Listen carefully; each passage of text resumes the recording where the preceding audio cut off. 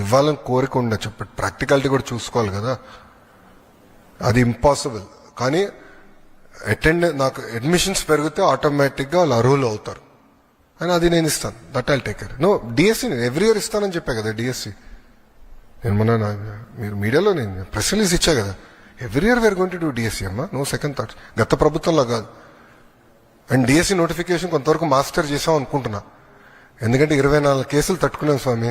High court, supreme court ఎక్కడిసిన కేసులు ఇప్పించింది వైకాపా, అవన్నీ తట్టుకున్నాం మేము.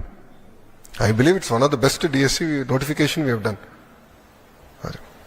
Okay boss.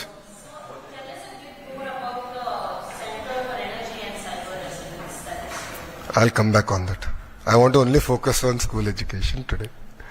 Thank you.